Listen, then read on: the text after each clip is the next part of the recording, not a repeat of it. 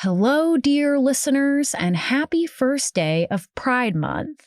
I wanted to put out a re-release of one of our first episodes you may remember called The Gay Agenda, which I made back when I was still a little baby podcaster. But I still remember what making it meant to me, how important it was to uncover the way the ugly myths about queer people were manufactured, sustained, and ultimately cemented in the public consciousness. It meant way more, though, to consider how being queer had colored my life and the lives of so many people I loved, to remember the loneliness of being a teenager with a secret, and the ecstatic experience of finding others like me. Shit is really bad. We know this. The way forward is cloudy and the future feels petrifying. Trans and non-binary people are now considered official enemies of the state, terrorists, in fact, and none of us really know what that will come to mean. Every day, we are plagued with an existential anxiety about our safety and the safety of the people we love, this humming in the background of a terror beyond what I thought we would ever have to feel again. Whatever category of queerness we fall into, we've been scapegoated, turned by politicians and media figures into cartoonish villains, vile creatures that they lay the blame of everything upon. They do this, as we know, so that the devoted populace already in their palms looks away from them, these clammy, melting, poisoned human voids who are robbing us of everything that makes life worth living, that makes life possible to live. The lineage of this scapegoating is long, painful, and oftentimes fucking ridiculous, as you'll hear about in this re-release. But the lineage of survival, of hope and joy and love is long too, a grinding determination to open up the world itself, not just for queer people, but for all those who want to see a new way forward, for anyone ready to leave the chokehold of the ever-cruel American status quo behind. So this month, in the midst of so much horror and uncertainty, I want to remember those that came before and the frothing slander that they had to push through to get us what we have now, even if it feels like it's all being torn back down. Now we have to push through this again. I don't know how, but neither did they. As we say, Stonewall was a riot, and the power of the protesters once made the powerful retreat like the cowards they were, like the cowards they are. They can't get rid of us. We live in a realm they cannot access, and deep down, I think they will always envy that. So again, happy Pride to queers and allies alike. Whatever the future holds, we will be in it together. And what an honor that is. Now, I hope you enjoy this re-release of our now ancient episode called The Gay Agenda.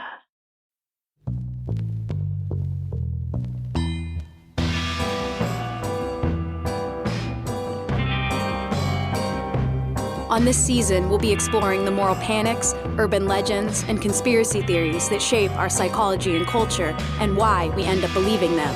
I'm your host, Chelsea Weber-Smith, and this is American Hysteria.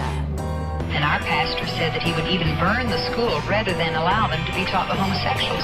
It would be nice to think we could all get along, but the reality is we can't.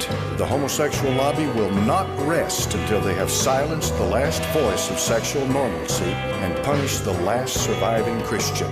The second you see your son dropping the limp wrist, you rock over there and crack that wrist.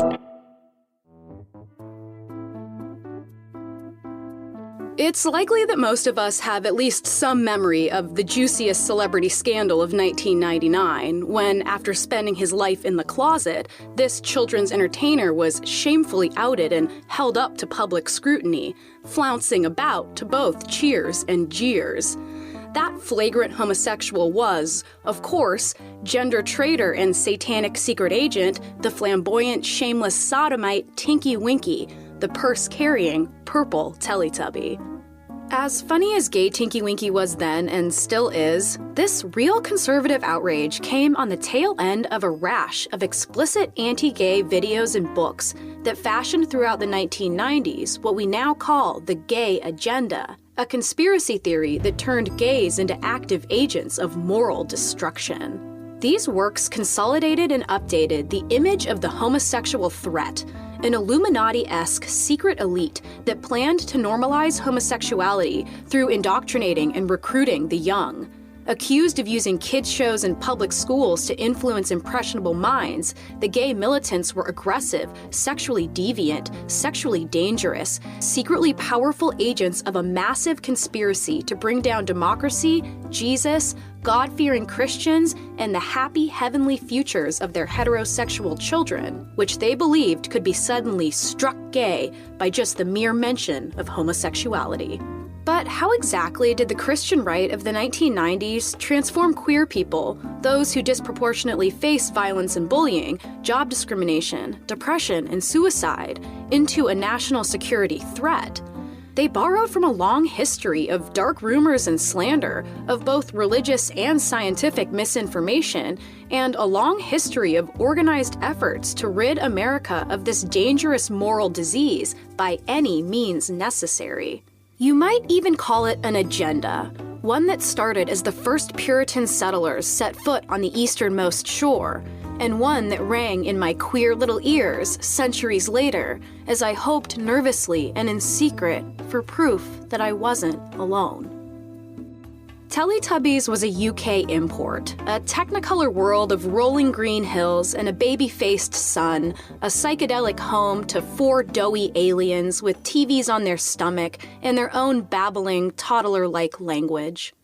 He is purple, the gay pride color, and his antenna is shaped like a triangle, the gay pride symbol. Our dear friend, Moral Majority founder Jerry Falwell, wrote in an issue of his magazine. The character had a boy's voice, he continued, but he often carried a red purse and wore a tutu. On the Today Show, he told Katie Couric, To have little boys running around with purses and acting effeminate and leaving the idea that the masculine male, the feminine female is out and gay is okay is something Christians do not agree with.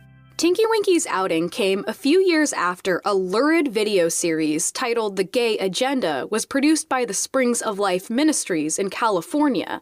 It was an almost pornographic documentary showing the truth about the gay lifestyle, making claims that, in general, homosexuals have between 300 and 500 sexual partners, and that 90% of them routinely ingested fecal matter. It also taught Christian America about such sexual practices as fisting, rimming, and golden showers. But these videos weren't just marketed to the fringe. In fact, this video series made it to the highest government offices in the nation, truly influencing future policy, even leading Supreme Court Justice Antonin Scalia to claim that the courts were signing on to the homosexual agenda. To be fair, it wasn't Falwell himself who came up with a queer Tinky Winky.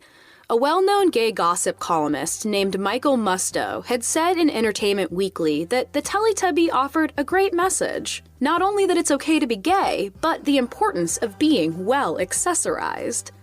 The Advocate called Tinky Winky a big, fabulous fag and said that he helped kids know that it's okay to take an interest in accoutrements of the opposite gender. Falwell and others read deeply into the tongue-in-cheek quips made by gay writers, believing that the Teletubbies show was purposefully influencing children into gender abnormal and even homosexual behavior. This is a good chance to be clear for those of you who may not be fully educated on this subject. Tinky Winky's gender identity, just like those who identify as transgender or gender non-binary, is not, contrary to popular belief, related to his sexuality. The way that someone identifies their gender is distinct from the people they choose to be intimately involved with. But our society has long linked these two things together, illustrated by the suspicions we had in 1999 as my 3-year-old brother, inspired by Tinky Winky, began carrying around his toy cars in a purse. He ended up a heterosexual man. As we learn with the Satanic Panic, fundamentalists had long been on the hunt for these indoctrinating forces in children's entertainment. Take this quote from a 1987 essay called The Cereal Box Conspiracy Against the Developing Mind, that says of a Barbie breakfast cereal, "The image of a scantily clad Barbie showing lots of plastic flesh might be just the ideal breakfast companion for the developing heterosexual boy. The result of this may be to confuse the young boy's sexual orientation, and this may be welcomed by food manufacturers, for market surveys have found gay men to be more avid shoppers than their hetero counterparts." Maybe you'll also recall my favorite guy from the mid-1980s, Phil Phillips, who wrote Turmoil in the Toy Box, all about satanic cartoons and toys. Well, he also charged the Smurfs with being a homosexual commune and Smurfette with being a transgender woman. And then we can go back even further to 1954, when a psychologist named Frederick Wortham published his book called Seduction of the Innocent, about the dangers of comic books on the minds of the young. Can you guess who Wortham outed? None other than that beefcake Batman and his Twinkie sidekick Robin, pointing to several apparent examples that proved a gay subtext, showing what appeared to be a secret sexual relationship between the heroes. Wonder Woman was presented as a kind of militant feminist lesbian with scores of young female concubines. According to Wortham, the Batman and Wonder Woman type story could stimulate children into homosexual fantasies, endangering their normal heterosexual futures as members of their respective nuclear families, and because of that, threatening the entire social order and even American capitalism and democracy itself. Make no mistake, these deviants seek no less than total control and influence in society, politics, our schools, and in our exercise of free speech and religious freedom. If we do not act now, homosexuals will own America. That was Jerry Falwell again. If you remember our episode on the Illuminati, some of this stuff is going to sound suspiciously familiar. The gay agenda conspiracy theory uses a similar template, flipping the script so that the oppressed become the oppressors. This is well represented by a controversy that exploded in New York City in the mid-90s over a multicultural curriculum designed to help foster a sense of understanding between students of different cultures. This included a small section of advice to educators and parents that they teach their students simply that gay people exist and deserve respect. But the president of District 24's board called the guide, quote, dangerously misleading lesbian homosexual propaganda, and accused the chancellor of perpetuating, quote, as big a lie as any concocted by Hitler or Stalin, likely referencing the pink swastika, written in 1995, which claimed that homosexuals had, in fact, not been targeted during Nazi Germany's reign, and that instead, Hitler and the other high-ranking Nazis were all gay men themselves, mirroring the kind of Holocaust denial that says that Jews are faking their oppression to posture as victims. A lot of this got started back in 1948 when psychologist Alfred Kinsey published the results of his research into homosexual behavior, which said that 1 in 10 people were gay, and that gay men did not have to appear effeminate, and gay women did not have to appear masculine. In fact, more often than not, they didn't, meaning that there was no way to outwardly tell the difference. The common conception of homosexuality at the time was that it was essentially contagious, and one could be influenced into the lifestyle and, on the flip side, influenced out of it.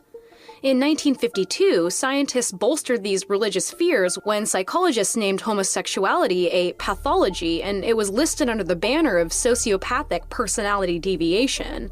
Though an improvement to it being seen as a criminal offense, the mental illness angle is where we see conversion therapies begin, with the intent of converting homosexuals back to heterosexuality, with the most extreme examples being neurologist Walter Freeman, who used ice pick lobotomies to cure almost 1,500 homosexuals, and most of those he operated on, with no formal training by the way, were left severely disabled for the rest of their lives. Other forms of conversion therapy last to this day and have included forced hospitalizations and electroshock therapy. This idea that gay people were more common and more hidden than the nation previously knew led to this feeling that homosexuals could be this kind of invisible agent. Suddenly, everyone was a suspect and everyone was vulnerable. In the 1950s, the TV dinner buttoned-up, family-obsessed American Pleasantville was shot through with a chilling Cold War paranoia, the threat of the Soviet Union and its spies. At the beginning of the decade, Senator Joseph McCarthy started what is now called the Red Scare, leading a witch hunt for a supposed spy ring of communists in positions of influence, as well as whoever fit his own agenda, like black civil rights leaders, left-wing protesters, university professors, and Hollywood actors. McCarthy also led another purge, a lesser-known but even more devastating panic called the Lavender Scare, in which the FBI fired 425 suspected gay men and women from U.S. government employment. They did this, they said, because these, quote, sexual perverts were susceptible to blackmail by the communists. McCarthy also intimidated those who spoke out against him by threatening to out them as homosexuals, and often said explicitly to reporters, "If you want to be against McCarthy, boys, you gotta be either a communist or a cocksucker." From here, this fear of the homosexual shifted into something more actively sinister, when, yet again, conservatives didn't get the gay joke.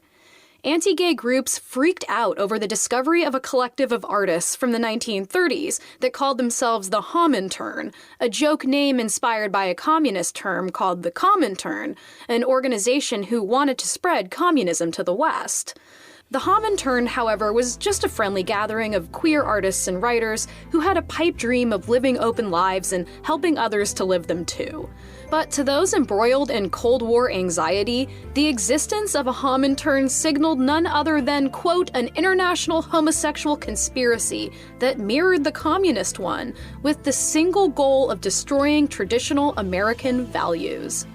3 years after the Lavender Scare, President Eisenhower would sign an executive order which barred homosexuals from working for the federal government. Approximately 5,000 gay people were forcibly outed and fired from federal employment, including those in the military. In addition, many public school teachers lost their jobs and many were publicly outed. These actions certainly forced gay folks deeper into the closet, but nonetheless, they continued to find ways to find each other. Since the 1920s, gay bars had served as the only public meeting place to meet other queer people, and many gay folks at the time referred to it as their version of church, a place to belong, to be as you really are, a place to no longer feel alone and maybe even find love. As the sexual revolution began in the 1960s, these bars were routinely raided by police who often beat and even sexually assaulted patrons before arresting them and publicly outing them in the newspapers, which ruined careers and families. On one particular night in 1969, police raided New York City's Stonewall Bar, lining everyone up and asking for their IDs like they usually did. The police began groping the lesbians in sight of everyone else, and then, as the patrons were slowly loaded by police into the paddy wagons out front, a crowd began to grow around them. Many reports say that a mixed-race butch lesbian and drag king named Stormy DeLarvery was hit over the head with a police baton. She turned to the crowd and implored them to do something, right before turning and punching the cop in the head. With that, a riot ensued, lasting 6 days, with queers of all stripes throwing bottles and bricks, reportedly led by drag queens and trans women of color like Marsha P. Johnson. The queens formed singing kick lines and faced off directly with rows of armed police. When the cops captured one of the rioters, the crowd surrounded them until they gave the rioter back. The NYPD was actually forced to retreat from this swarm of limp-wristed deviants, and the strength that it inspired in a group that had been forced into fear for so long was overwhelming. In the years after Stonewall, things were actually looking up for the gay community, and with the liberal changes of the 1970s, laws against same-sex activities were removed from the books in many states. As the media spread the news of the success of Stonewall's gay resistance, gay rights groups popped up in every major city. In December 1973, the APA voted unanimously to remove homosexuality from the DSM. Gay folks finally had reason to hope for a better future. That is, until one former Miss America runner-up, Christian singer and Florida Orange Juice spokeswoman Anita Bryant was given word from her husband, her pastor, and God that it was time for her to stand up for her rights, to fight against these militant, conspiratorial queers in the name of her faith to protect who else but those impressionable and easily exploitable children. More after this. And now, back to the show. In 1977, in Dade County, Florida, the home of the city of Miami, a group of gay men worked with the local government to propose an ordinance to end housing and employment discrimination based on sexual orientation, which included local schools and churches. At first, Anita quietly wrote to the commission to voice her concerns, to say that it was actually her and all good Christians that were being discriminated against with this new law, their rights to protect their school-aged children from the knowledge of sexual deviance completely revoked. When the ordinance still passed among lawmakers, Anita turned up the heat, taking private meetings with her husband and other right-wing activists, including Jerry Falwell, to concoct a new, more consumable media strategy. They soon realized that they could use the oldest trick in the moral panic book, naming their organization Save Our Children, with Anita swooning. Some of the stories I could tell you of child recruitment and child abuse by homosexuals would turn your stomach. She popularized the idea that gay people, unable to have children of their own, sought to recruit other people's children into the homosexual lifestyle, updating the false and devastating stereotype of homosexuals as child molesters for a slightly more empathetic Christian. She shared in an interview with Playboy magazine her belief that the male homosexual eats sperm, the most concentrated form of blood. They are eating life. As vampires need to recruit donors to survive, so does the homosexual. Anita also added in that pesky slippery slope argument that is still parroted today, saying, next we'll have to give rights to prostitutes and people who sleep with St. Bernards and nail biters. Though she believed in felony status, 40-year prison sentences for homosexual acts, and called homosexuals, quote, human garbage, she also created the spin that the anti-gay movement was a movement of love. Hate the sin, not the sinner, she said. The group gathered 64,000 signatures and had the ordinance successfully repealed, emboldening them to continue the same work all over the nation. The relationship between gay rights groups and Anita's crusade continued to grow more and more antagonistic. Gay bars all over the country began boycotting Florida orange juice, making screwdrivers from apple juice and vodka and calling it the Anita Bryant cocktail, selling shirts that said "Squeeze a fruit for Anita" and donating proceeds to gay rights groups. Continuing their creative activism, one man went as far as literally pieing Anita in the face. Fruit pie? I gotta be honest, I can't help laughing at that. When Anita lost a gig hosting a Singer Sewing Machine-sponsored craft show for her controversial political behavior, she went on to claim that she had been blacklisted by a homosexual conspiracy, oblivious to the fact that she herself had been pushing for a national blacklisting of homosexuals. Perhaps most sinisterly, these anti-gay activists also played to the complicated relationships between black folks who had just achieved civil rights in the previous decade and homosexuals that they purposely construed as only rich, white, and powerful, and therefore undeserving of the civil rights that black folks had worked so hard for. These were the same Christian groups that had a long history of opposing black civil rights, working against the very group that they now exploited. This picture of the homosexual, of course, erases black queer people, the very folks that were said to lead the riots at Stonewall.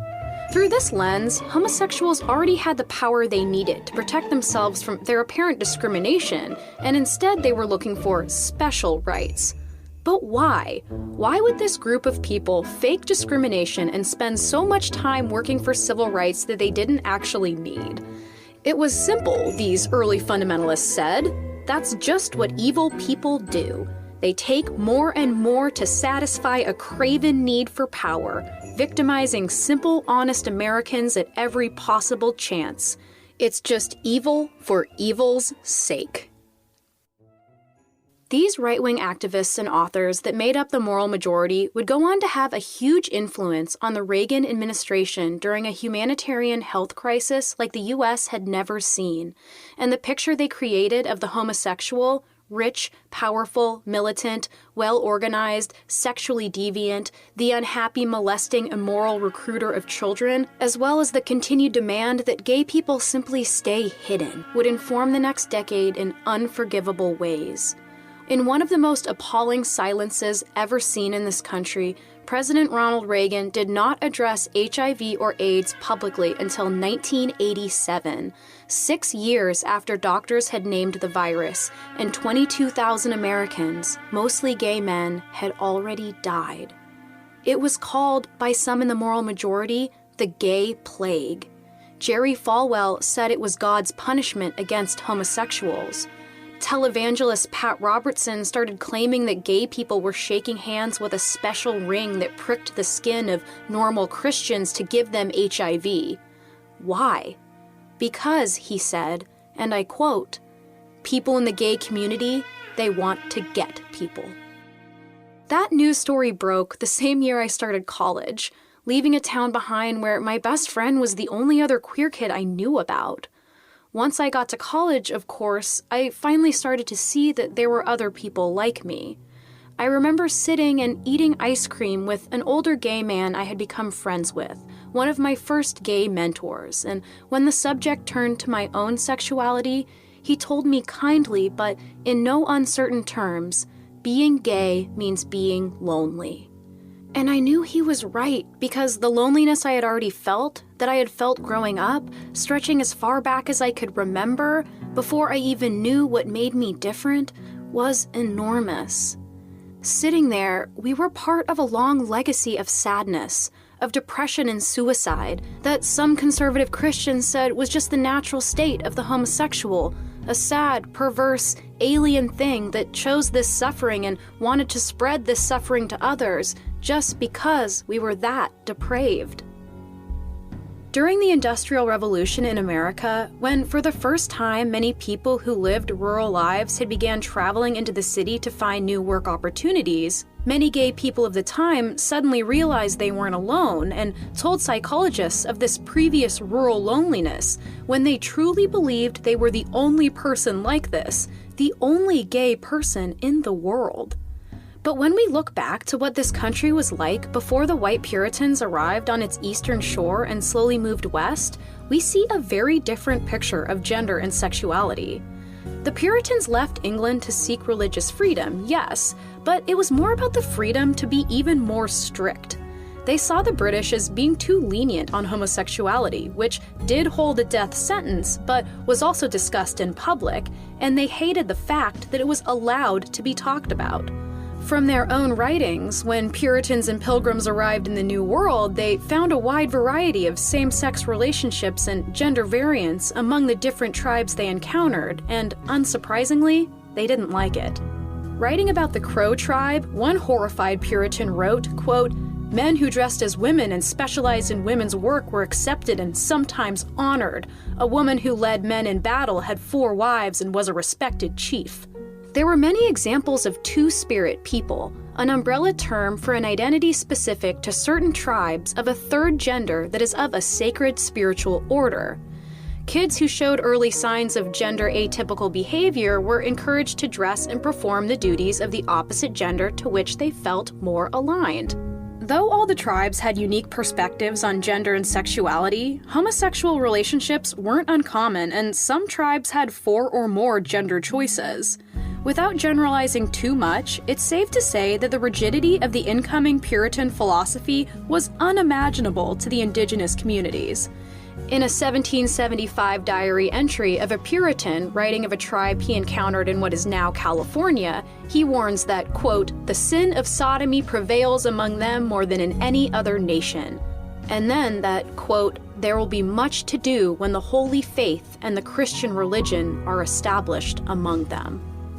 And there was. In the first step of the anti-gay agenda, the Puritans would go on to see that America would stay in the closet for many centuries to come.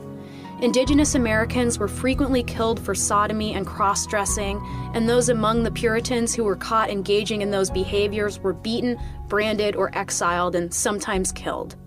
Through their philosophy that still informs so much of who we are in this country, Puritans forced queers into the very secrecy that would eventually see them accused of conspiracy. In the last few years, even more kids' characters are joining Tinky Winky in breaking that Puritan silence. SpongeBob has joined the cast of secret homosexual agents due to his appearance as part of a diversity campaign that included video of gay families. Bert and Ernie, as well as LeFou from Disney's remake of Beauty and the Beast, have also been outed by queers and conservatives alike. It turned out that Dumbledore has been gay this whole time, and Disney's Frozen has been charged repeatedly with promoting a lesbian lifestyle. But kids' shows like Steven Universe, The Legend of Korra, and Adventure Time all have had either queer main characters or queer subplots in their shows. To many, it's a monumental and important change for modern kids. For others, it's proof of America's slow landslide into hell. In other ways, it's easy to see how the apparent gay agenda is working. Gay marriage was legalized federally in 2015, Don't Ask, Don't Tell was repealed, cops and politicians dance in corporately sponsored pride parades. In the new generation of teenagers coming of age, queerness and gender variance are seen as much more normal than it was when I was growing up, and most people agree that there's a biological element to it all. You don't just turn people gay, and you can't make people ungay either. The internet has recently allowed even more connection of queer folks, leading most recently to transgender and non-binary young people who once felt like the only person like them in the world, finding out that we're not alone, just as the homosexuals of the Industrial Revolution once did. In that way, my friend and I sitting and eating ice cream together in 2007 were part of another legacy too. A legacy of finding each other, of creating a mentorship mistaken as recruitment, the honest help we all needed to survive our secret. Because despite the positive changes, the loneliness and suffering still exist in spades. Queer kids and teenagers hear many of the same messages I did, and they worry in their bedrooms over the hard life they hear they are in for, not able to talk to their families or friends, knowing no one like them, seeing no one like them on the shows they are allowed to watch, maybe even in desperation, sitting and praying to a kinder God. Even as of 2014, only 5% of middle and high school students in the United States reported receiving positive discussions of LGBTQ-related topics in their health classes. Queer youth are still 6 times more likely to experience major depression or anxiety disorders and 4 times more likely to attempt suicide. They also experience violence, assault, murder, and homelessness at higher rates and can be kicked out by their own families.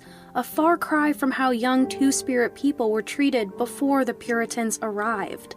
It's important as we start to hear these same urban legends about transgender people, as they are accused of child molestation in public bathrooms and kicked out of the U.S. military, to know that there is a history here. And despite how it may seem, despite all the talk of kids these days, these are not new identities.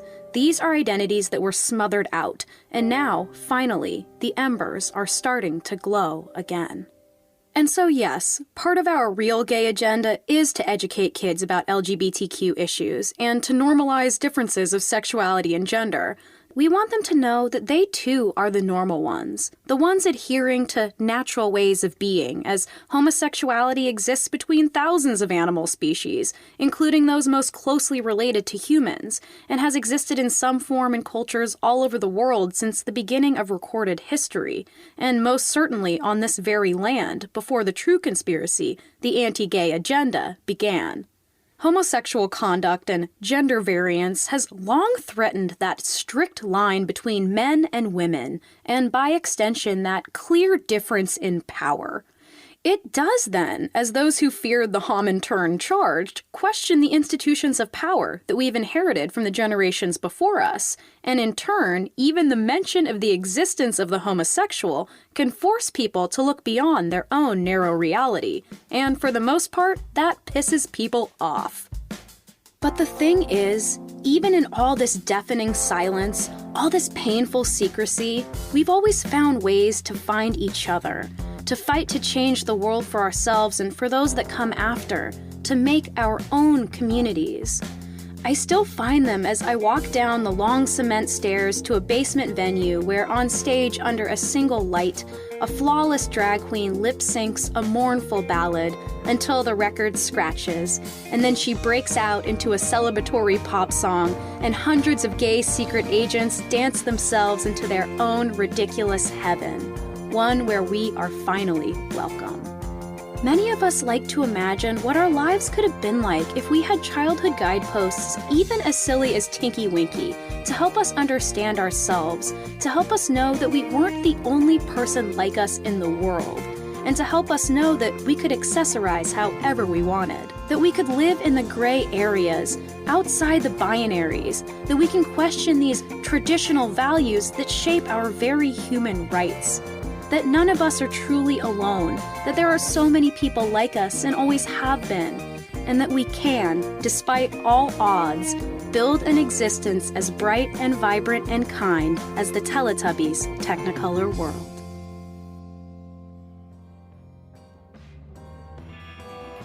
This was American Hysteria.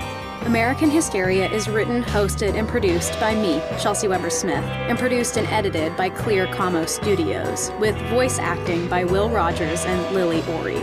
Thanks as always for listening, and this Valentine's Day, remember to squeeze a fruit for Anita.